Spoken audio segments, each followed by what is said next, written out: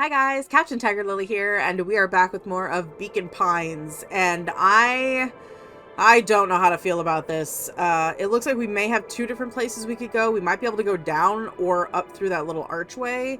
I don't know, but I'm worried about this ending because we haven't seen Rolo or Beck in this ending, essentially. So I don't know, but we're hanging out with,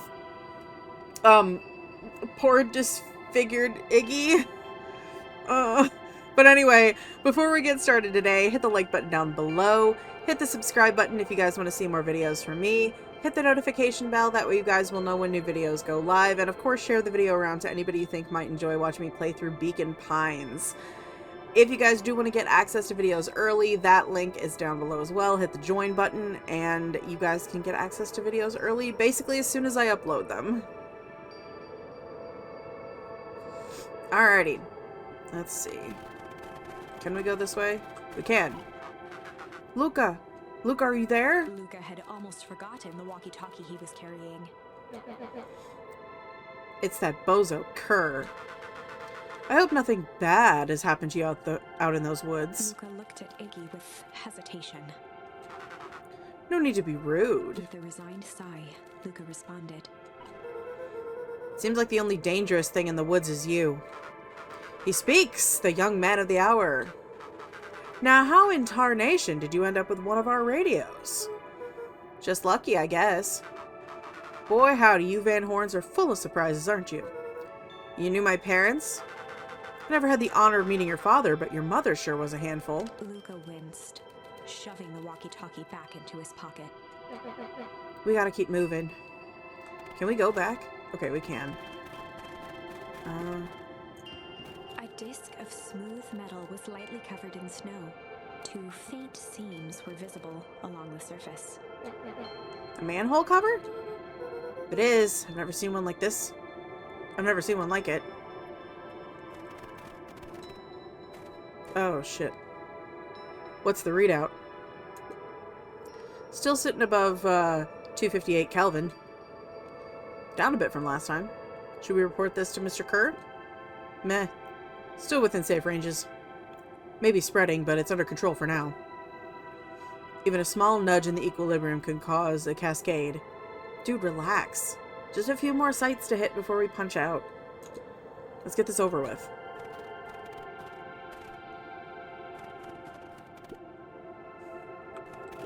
Okay. What's all this? Hard to say with all this snow. I think it's a town sign. I can almost make out the letters under there. What town could this even be? There wouldn't be another town this deep into Weepwood. Looking at evidence to the contrary. Let's figure out what we're dealing with. Step 1, the snow's gotta go. Let's see what I can do. I wonder if I can throw something at it.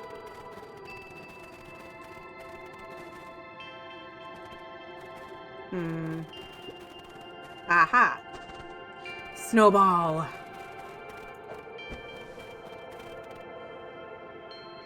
The boys stared in disbelief at the sign that now clearly read, "Welcome to Beacon Pines." This doesn't make any sense. We're in Beacon Pines? How is that possible? We ran away from town. How did we get back here? I guess we got turned around? Where did all this snow come from? Well, it's been colder than normal lately. There's a pretty big difference between sweater weather and this Arctic hellscape. He's got a point, okay? The puddle we fought at before, it was cold too. Maybe all this leads to one source. You think it's related? What the hell's going on? We're gonna get you some answers. Let's keep moving. Okay, I wonder if I can go back. I don't know if I can go back through this area and go somewhere else. No? Okay, so this was just a dead end. Okay. I just want to make sure I wasn't missing anything. Can I go this way? No. Oh, it's definitely the town. The fencing listened. Each chain link encapsulated with a translucent layer of ice. Looks like the stuff they put up around Weepwood. The stuff who put up? I don't know.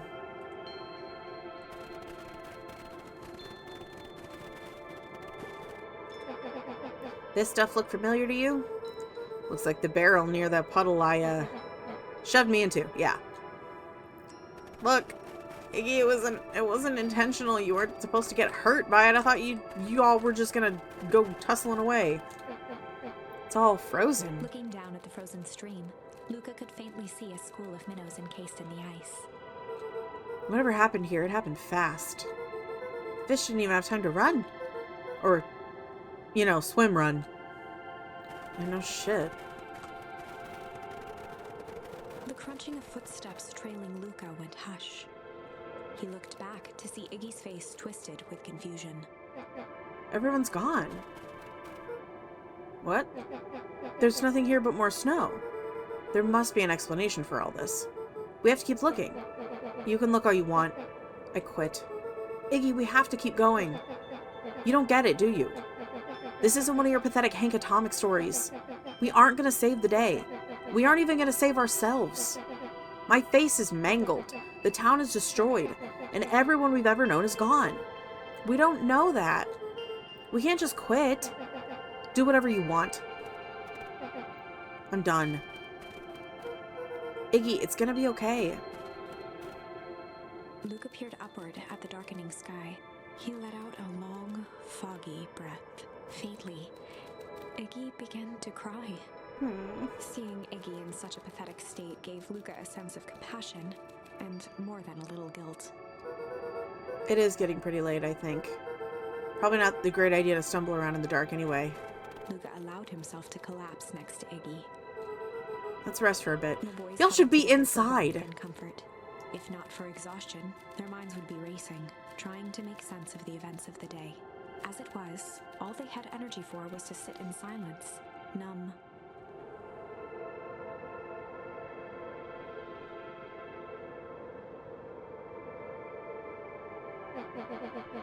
The way the snow covered everything over, it's kind of calming. Yeah. I haven't had time to say it, but thanks. Huh? For getting us away from those creeps. I sort of froze up back there. Iggy, I should be the one apologizing. This all happened because I lost my temper. Nah, that's bull hockey. First of all, you didn't know what that gunk would do. You didn't, right? Of course not. And second, stop with this baloney about losing your temper. But I did lose my temper. Iggy motioned sarcastically to his half-deformed face. Obviously. But that's exactly what you should have done. Huh? I was being a horse's ass. You were supposed to be a horse's ass in response. That's how it works. Iggy, I'm having a hard time following. You wanted me to fight you? Of course.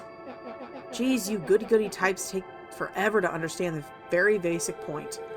Why would you go around saying cruel things trying to get into fights? Iggy shrugged. It's something to do? You're an asshole because you're bored? Sometimes I just feel empty. You wouldn't understand. You and Roller are always having a blast together. Laughing and calling that dinky little treehouse mission control. Iggy now wept openly. Perfect little Luca Van Horn. With his perfect little life. My life is not perfect. Everybody in town likes you. Not everybody. Hell, that new girl hasn't even unpacked it, and even she already likes you. You have Tish. He wiped his nose with a sleeve. I love Tish. Tish is great. But she ain't exactly the world's greatest conversationalist, you know? Luca gave a warm chuckle. I get that impression. Iggy cleared his throat as he wiped his eyes. It must be raining out here. Definitely. Iggy arched into a wide yawn. We should probably try to get some sleep. Yeah. Let's lay low for now. Tomorrow we'll get to the bottom of all this. Luca's eyelids began to slowly drift shut. Luca? Yeah? I always did want to see the inside of your dinky little treehouse. What do you think? Not bad. I'll give you the full tour when we get back. You know what? That's all Luca could whisper before succumbing to sleep. Iggy snuggled in some more. When it comes to the worst days of my entire life, this one wasn't half bad. I don't like the idea of them sleeping out in the dark. The house smelled of warm bread. Luca was playing with toy blocks on the living room rug. He looked up to see his parents on the couch. His mother held his father's head in her lap. She idly stroked his hair while humming a song. A voice behind Luca spoke. "This is how you remember them, huh?" Luca turned to see his own face. The doppelganger from his dreams, still clad in a yellow hazmat suit, still carrying a look of disdain behind empty eyes. I don't like this. I don't like it at all.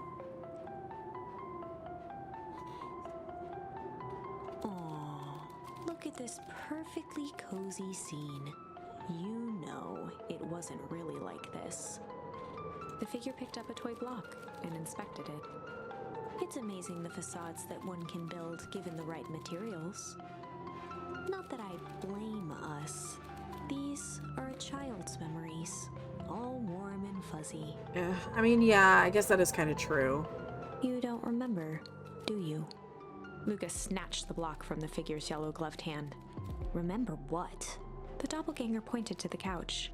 The last day we saw him alive. The day he chose to abandon us. Luca turned Is that how to it look worked? at his father, still lounging on the couch. That's not true. He didn't abandon us. The doppelganger waved his hand dismissively. Everything is true here. It's just a matter of what we choose to see. Let me show you. The world flickered and pulsed. Luca was sitting next to his bed, listening to his heartbeat with one of his dad's stethoscopes. The doppelganger limped into the room. Now, we both know that's not how this went. He grabbed Luca's hand and guided the stethoscope to the floor. Luca heard muffled shouting, brought close by the stethoscope. It was his parents, fighting. Do you remember what we did next? Luca gave a slow nod and crept down the hall to peek through the banister. He could see the outline of his mother at the bottom of the stairs. Damn it, Walt. We can't afford to get involved in this. She was scared. His father stepped forward. What am I supposed to do? Just watch? There's a sickness in this town, and we both know who's behind it. So I bet you anything, the dad went to go try to put a stop to things or try to figure it out and got killed. And then the mom, feeling guilty, tried to do the same thing to figure out what happened to him. And I don't know if she's dead or alive, but I think she disappeared. I swore an oath to help people. I mean, yeah, if you're a doctor. I won't turn my back on them. Luca's mother grabbed Walt. She was crying, pleading. I can't lose you. Walt calmly removed Eleanor's hand from his shoulder. What's right is right, and what's wrong is wrong. I could never live with myself if I let Sharper get away with this. Eleanor raised her voice. Oh, this goes back to Sharper? Spare me your bullshit platitudes. What about our son? Luca flinched, dropping the stethoscope down the stairs. Walt turned with a panicked smile. Luca, is that you, buddy? With tears in his eyes, Luca descended the stairs. Mom? Dad? What's going on? Walt dropped to a knee to meet Luca eye to eye. Nothing, buckaroo. Your mom and I just got a little overexcited is all. Luca placed the stethoscope against his father's chest. His heart was racing. It sounded like you were going somewhere? Walt gently removed the device from Luca's ears. Listen to me, Luca. I have some business to take care of. I'll be back in time to tuck you in. Luca hugged his father tightly. Promise? Walt stood up and walked to the door. He glanced over his shoulder. I promise. With a wink and a grin, he put on his hat and strode out into the evening sun. A figure approached soundlessly from the foggy snowfall. It stood above them, lingering in contemplation. Slowly raising one hand above Iggy, it snapped out 2 brisk raps on his head. From a deep slumber, Iggy sprang up defensively. Get your hands off me! Whether it was the calming presence or the recognition that he was not in danger, Iggy felt his clenched fists lower. Just what do you think you're doing? Luca looked up, gradually remembering his whereabouts. The figure exhaled a cloud of warm vapor. You two certainly have caused a lot of commotion. What's that supposed to mean? Take it easy, Iggy. We were asleep, minding our own business. You're the one running around knocking on people's heads. Sorry if I hurt you, Iggy. You didn't hurt nobody. Anybody. Huh? Oh, I see. You think you're better than me, you... When it came to complete strangers, Iggy had trouble cobbling together an insult. Yeah, because he doesn't know enough to dig at them. You big-hatted, scarfy-necked furball. Mm-hmm. Okay, let's lower the temperature a bit here. Interesting choice of words. I mean, let's all just calm down. Who are you?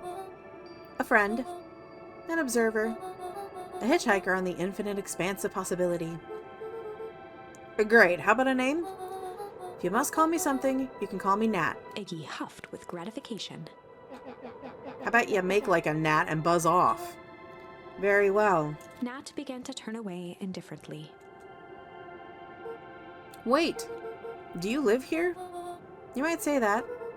So you know where we are. You might also say that. Look, pal, we just want to find a safe way out of here. You gonna help us or not? Before knowing how to leave, one must know where they are.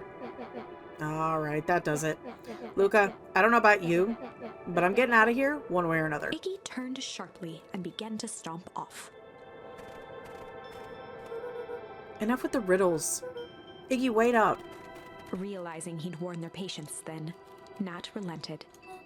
Very well, I suppose this isn't time for metaphors. I'll show you how to get back home. Luca and Iggy turned around with hope in their eyes. Come here. Nat took a deep breath in. Close your eyes. Nat exhaled slowly, then snapped his fingers. Okay, open them. For a brief moment, Luca and Iggy let themselves believe that some great magic was about to unfold, until they opened their eyes and found themselves in the exact same place, cold and disheartened. This is your home. This is Beacon Pines. Look, Nat, we don't know how we got here. Maybe we stumbled through some time travel gate in Weepwood, or we teleported to some alternate universe, or this is all some cruel experiment by Kerr and his goons. But this is not our home. You're inching closer to the truth. Alas, the reality is much less fanciful. Just give it to us straight. So be it. As I said, this is Beacon Pines. The original true Beacon Pines. Okay then. You both grew up here. But the town you've called home for the past several years is a replica. A remarkable achievement of engineering, to be fair, but a replica nonetheless. That's impossible. It's too much work. You'd need a whole town to replicate a whole town. Indeed, to pull off such a feat would require immense labor power, which could be moved, would be moved. That which could not would require a precise duplicate. We would have noticed. Someone would have noticed. You'd think so, unless the auditing was impeccable. A mind-numbing attention to detail. As for the innumerable trivialities which complete the tapestry, well, you can leave that to this miraculous thing we call a brain. It has a real aversion to discontinuity. A revulsion, even. The brain has a wonderful way of smoothing out the rough edges, keeping us sane. Luca and Iggy looked around uncomfortably. So you're saying that someone made an entire new town and moved us all, and no one noticed? Precisely. But why? Why is one question that can never be answered with certainty. The best one can do to uncover... Nat narrowed his eyes, furrowed his brow, and uttered, the source. Why'd you say the source like that? Why indeed? Luca began to laugh uncomfortably. It's all ridiculous. There's no way they could... He looked down at his feet. His eyes started back and forth in contemplation. With a sudden pain, a thought struck him. If this really is home... He sprinted off into the pale distance. As Iggy turned to follow, Nat called out, Iggy, it's not too late to turn back. Simply head west through Weepwood.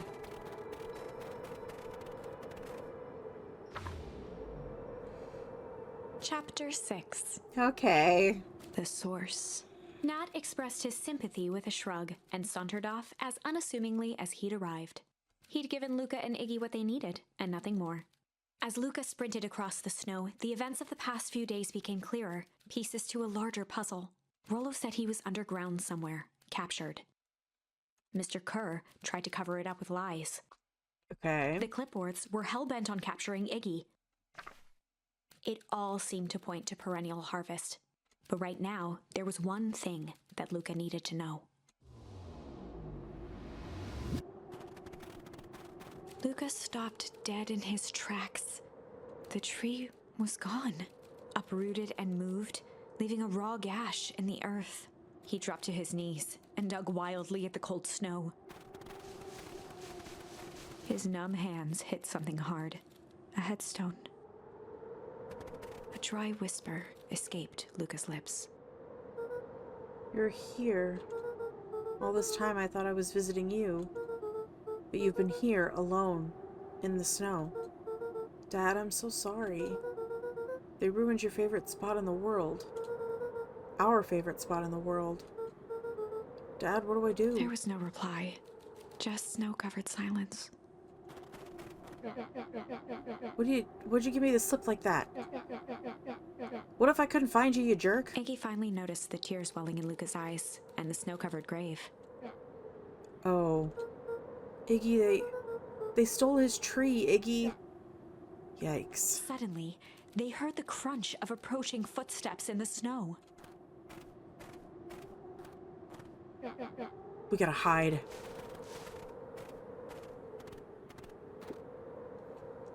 $257 Kelvin. Fall off distance still good. Dude, did you hear me? I said 259. Sorry. You ever think about what we did here? We saved a whole town of people? Doesn't feel like it sometimes. What about everything we left behind? That's the grave of someone with a family. The people who love them will never know the truth. The truth is overrated. He bent down to scoop up a snowball and lobbed it playfully.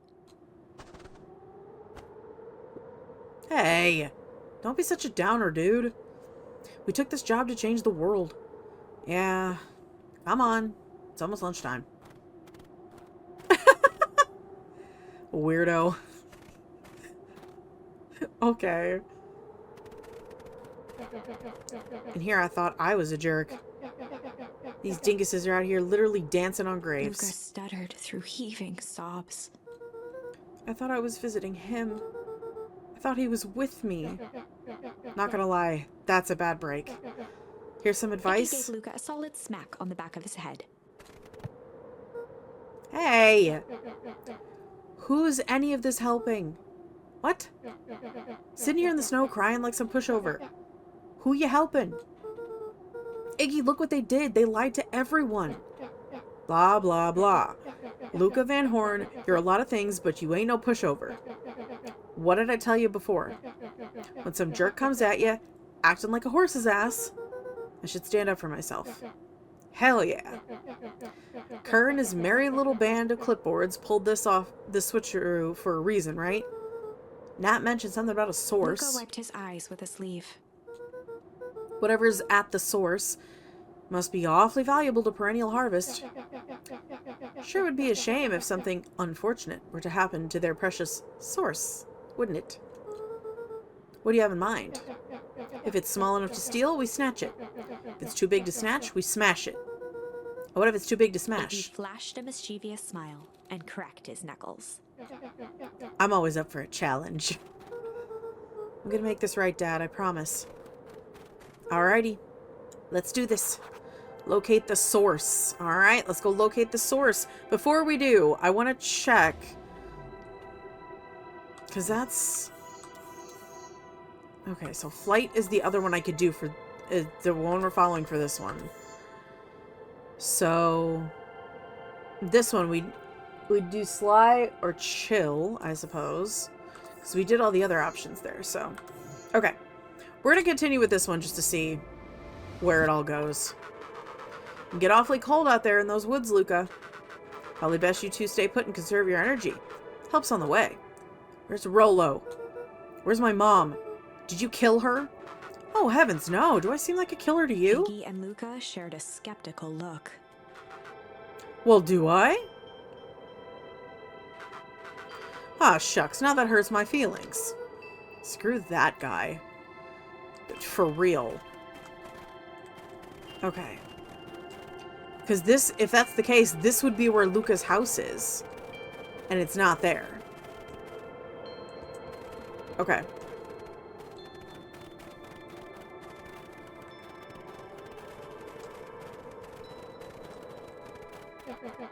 Wait a minute. If this is the original town, then that means... Iggy darted behind a large pine and began digging furiously. He emerged holding a shoebox with a crude skull painted on its lid. What's that? Long story. So a few years back, I, came into possession of some premium grade fireworks. Not the wimpy firecracker stuff they give to kids. The good stuff. Why'd you bury it under a tree? That's the long part of the story. You and Rolo were doing chores at Rolo's chicken coop, and you guys pissed me off for some reason or another. Luca rolled his eyes with realization. No, you didn't. Iggy stifled a chuckle. Yep. I just wanted to give you guys a little scare. But like I said, these were some primo fireworks. So I might have underestimated things. You blew up the chicken coop. I prefer to think of it as incendiary redecoration. Sorry, but you should have seen the look on your faces. Rolo got grounded for months, which is why I needed to stash the evidence and lay low. So I buried him under that tree. But when I came back for him later, they were gone. I figured some grown-up found him and tossed him. Iggy triumphantly raised the shoebox. Turns out, it wasn't the fireworks that got moved. It was us. Unbelievable. Hey, I mean, they might come in handy. You never know. Do you think this is a game? Newsflash, boyo. You're not a hero. You're a little brat who's in over his head. A hero is just someone who refuses to give up. Comics these days are rotting children's brain. Comics are probably better for them than half the crap that's on TV right now. Come on, man. Or don't even get me started on here.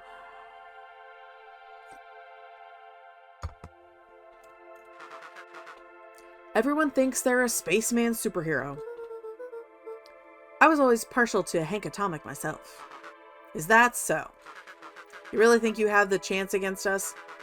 You have no idea how powerful we are. Prepare for blast off, loser. Alrighty. I'm gonna say that might be the source. I want to try and see if there's other things we can look to, but it doesn't look like it is. Luca and Iggy inched up to the edge of the hole with bewilderment in their eyes. Oh, excuse me. Arctic air breathed out of the cavern in heaving gusts. Echo, echo, echo, echo.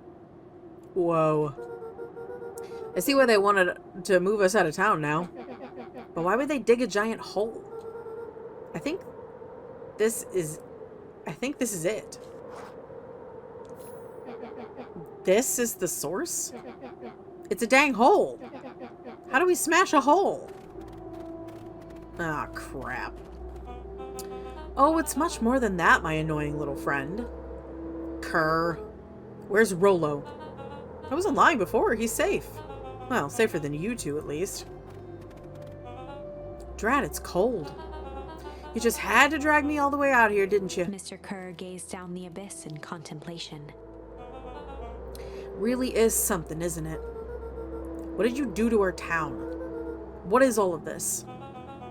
Well, that's a doozy of a question. This is the source, where they collect the unrefined, Kerr scratched the back of his head. Honestly, boys, I don't understand any of this well enough to explain it. Matter of fact, I'm not paid to know. What do you mean you don't know? Ain't you in charge? Oh, heavens no. My role is to merely flash a winning smile and manage various complications. Complications like us? You are a smart boy. His face contorted into a saccharine grin. I don't like it. I don't like it. really is nothing personal. Some people are destined to strive for greatness, and others are simply obstacles along the way. Seems like you were destined to be a creepy lackey. The point is that we all play our part in life. Mine just happened to be a lead in the role of a lifetime. And you happen to be extras ready for your curtain call. We aren't giving up without a fight. Your smile's not going to be so winning after we're done with you. Now, boys, there's no need for melodrama. It makes even a professional such as myself embarrassed for you. Let's change the mood a bit. Kerr snapped his fingers. Scene change! Ah, shit. There, that's better. Deal with them. Iggy turned to Luca with a sly glance. Why are you smirking? Because I have a box full of fireworks and you don't? Iggy waved the box into the air, threatening to drop it down the hole. Stop. Let's not do something regrettable. Joke's on you, regret is one of my specialties. Out of curiosity, what would happen if I threw these in your precious hole? Nothing. Nothing at all. You're a terrible liar. I'll have you know, I'm an exceptional liar. Bop, that's far enough. Iggy plucked a single bottle rocket from the box and held it up with reverence. Stop, you fool. Call off your goons. After a long pause, Mr. Kerr flung up his hand with frustration. Very well. You can all head back for the night. It's been a long day. I'll handle these two from here. Mr. Kerr sighed into the frigid air. It's just us now, Iggy. You can put that down. What, like this? With a nonchalant flick, Iggy tossed the firework into the hole.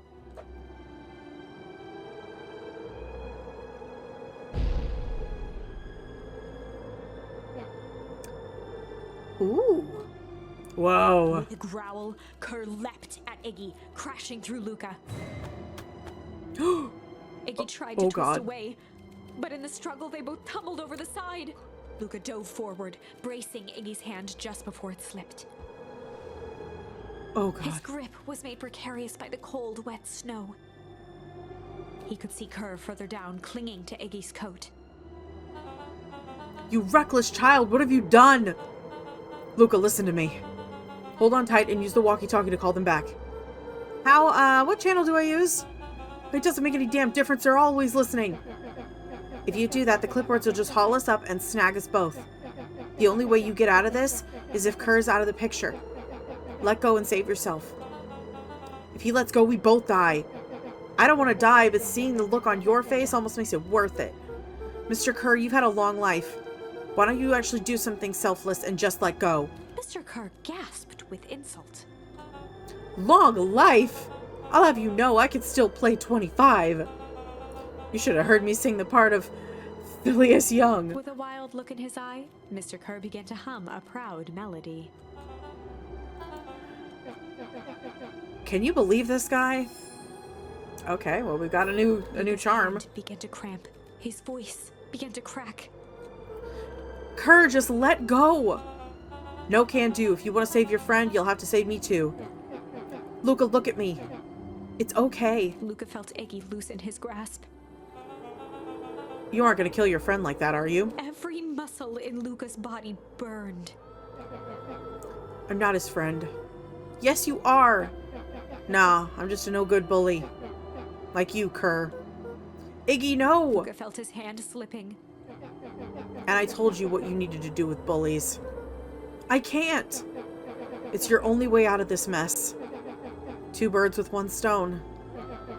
Makes sense for us to fall together.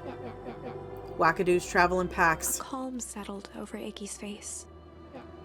Luca, let me do this. Iggy's voice was colder than the bitter air billowing from the chasm. Let me do the right thing for once. Oh no, now I have to choose. Luca had no choice but to... I'm gonna accept, but I'm gonna hate this. Luca had no choice but to accept Iggy's request. With a quiet quiet blink, Luca Not watched everybody's a gonna make teardrop it to the sail end, down are into they? the howling void. As his fingers slowly gave up, he met eyes with Iggy. Good.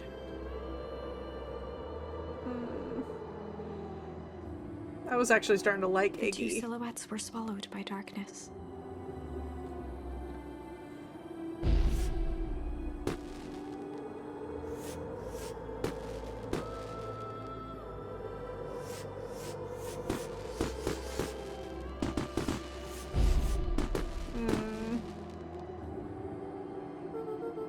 Hello, goodbye, Iggy.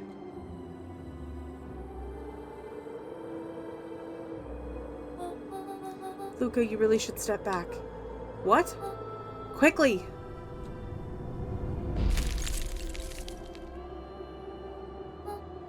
Curious. Ah, but of course. Those fireworks of Iggy's must have been just the right amount of energy. We should get out of here before perennial harvest arrives. Not until you tell me what just happened.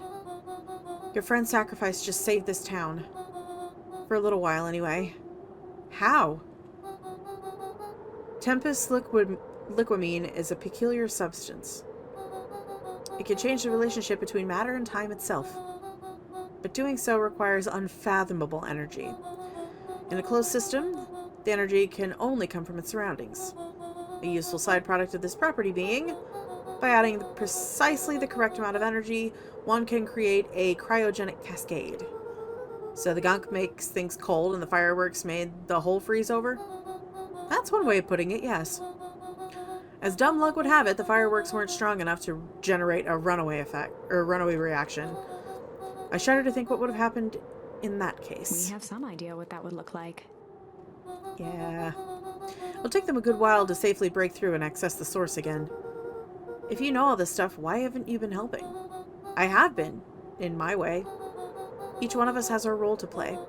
Iggy's role, it turns out, was to buy us precious time. Mine has been to observe and wait.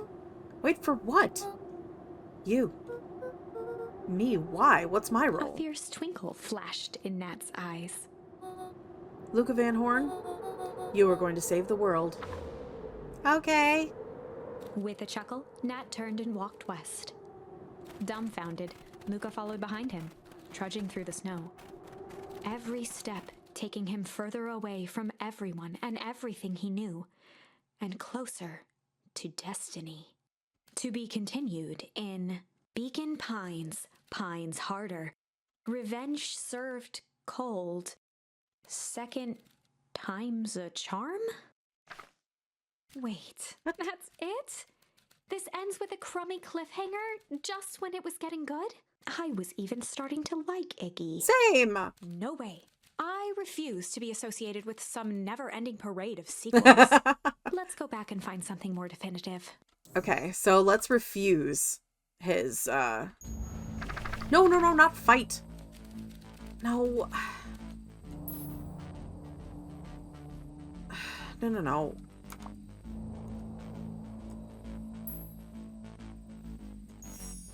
Luca drew himself. He squinted down the... We already did flight. He looked up with surprise. Okay, hold as on. it I want struck to do... true and taut. I wanted to do this. Yeah, I want to do this ending because I wonder what refuse gets us. Luca had no choice but to refuse Iggy's request. He tightened his grip and reached for the walkie-talkie in his pocket. A wild delight crept onto Mr. Kerr's face. That's a good lad. Now, radio for help. Iggy begged Luca with his eyes one last time, but Luca pressed the button and called out. We need help. Mr. Kerr is in danger. It wasn't long before they were once again surrounded by clipboards. Mr. Kerr sighed with relieved frustration. There you are. You really are a worthless lot, aren't you? Mirror, now. A clipboard dutifully produced an ornate ivory hand mirror, and Mr. Kerr began preening his tousled hair. Oh my god. Ah, that's better. Mr. Van Horn, I applaud your sharp thinking under duress. I'll put in a good word for you with the founder. Take them away. A swarm of hands overpowered The founder? The last thing he saw before a cloth bag was pulled over his head was the defeated look on Iggy's face. The end. Okay. So at least we got that ending. I think this was one of those times where doing the right thing was the wrong thing. Okay. So what we're going to do instead is going to be... This is the only other one that we've got something for. Is this. So, let's see. They'd run a classic good cop. We did hard cop. Let's try sly cop. They'd run the classic good cop, sly cop interrogation. Okay. Luca and Rollo ducked behind a barrel, leaving Beck to her task. With a few crisp snaps, she roused Mr. Tolliver. Huh? What's going on here? You're that Modewell girl. Please, call me Beck. Sorry about this. Mr. Tolliver looked down and shifted a bit, testing his restraints. Seems there's been a mix-up. You see, I'm down here for the same reason you are. Juniper sent you here? Beck caught herself before letting the surprise manifest on her face. She'd already gotten him to reveal his relation to Gran. This was gonna be easy. You know how Juniper is with her precautions. Operation Sparkplug has us all on edge. Guess she thought you needed some backup. But she sent a child? What better way to avoid prying eyes? Who would suspect a kid? I suppose that makes sense. Mr. Tolliver wriggled a bit in his restraints. Oh, Tolliver. Oh, I'm so sorry. Beck quickly removed the ropes. That had to be uncomfortable. A little, yeah. But you understand. We never know who to trust in this town. Mr. Tolliver rubbed the growing knot on his forehead. Very true. So it turns out we're both here, too. Beck twirled her hand, as if to prompt Mr. Tolliver to finish her thought. Destroy the evidence. Beck shook her head and clicked her tongue. Yep, Ilgal's nothing if not thorough. Mr. Tolliver let out an amused huff in agreement. She sure is. Can't blame her, though. If anyone were to find out we're going to destroy the source, well, we know how bad that might be. No one will know anything once I finish cleaning things up down here. Beck was on a roll now, playing Mr. Tolliver like a fiddle. You sure you can finish this up on your own? Juniper trusted me for a reason. You can leave the rest to me. Good. There's one more loose end I'll go work on. Loose end? Oh, it's nothing really. The other day I had a radio on scan while restocking the candy shelf. When you know it, I intercepted an odd phrase in the perennial harvest transmission. Underground secrets. That's ominous. I think it might be a password, but Juniper dismissed it. Said it wasn't mission critical. What's a password for, then? We don't know. So we have a password and nowhere to put it. It's gotta mean something, right? Good thinking. You should probably work that out. I got this under control. That's a relief. Between you and me, this basement gives me the willies. Heading for the stairs, Mr. Tolliver hesitated and turned to Beck with a puzzled look. She grinned and gave him a peppy wave. With a shrug, he continued up the stairs, whistling a jaunty tune. Interesting. You guys catch that? Sure did. The whole time Mr. Tolliver's had a candy shelf? But all he ever sells us is apples? Beck blinked slowly in disappointment. The password, Rollo. Well, sure, but once things are back to normal, I'll be having a word with Mr. Tolliver about that candy shelf. Fine. In the meantime, I've got an idea. She turned to the table and began tearing small scraps of paper. He said he heard a password on the radio. Any good spy transmission is never what it Beck seems. marked each scrap of paper and leaned back. We just need to find the hidden meaning. Okay. What's another word for underground? Buried, covered. Could it be cover-up? Maybe it's one of those each letter is a number thingies. So U would be 21, N would be 14, D would be... Oh, that's an anagram. Nuncreed's drugstore. Luca and Beck looked at Rollo with amazement. Rollo, that was incredible. Well, it's either that or Kren's nude rug store. Yeah, I think you were right the first time. How did you do that? What can I say? I love ciphers. Well, guess we know where to go next.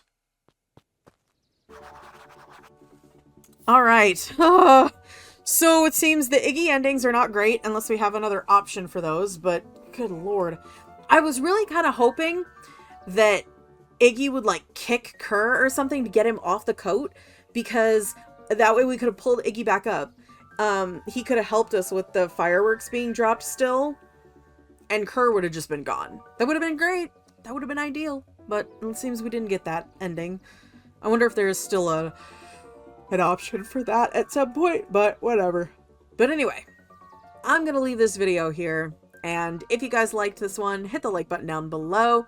Hit the subscribe button if you guys want to see more videos from me. Hit the notification bell, that way you guys will know when new videos go live. And of course, share the video around to anybody you think might enjoy watching me play through Beacon Pines. We've had a lot of different branching paths so far that kind of just stem off from 2 points as of right now. But I have a feeling we're starting to get kind of closer to the end. But, I mean, even if we look at this, it looks like we've got half a page to go up. So who knows where this could end up. But, oh well. Anyway, I'm really interested. I'm really loving the trio story. Like, I really, really am. I love their, them trying to plan and figure out everything. And it's been pretty great. Pretty great. I like it. But anyway, if you guys want to get access to videos early, the join button is down below. The full playlist for Beacon Pines is down below me here on the screen. If you guys want to get caught up on everything Beacon Pines before the next episode, and the link to the game is down in the description if you guys want to play this for yourselves. So, that being said, I'm Captain TigerLily, and I will see you guys in the next video. Okay, bye!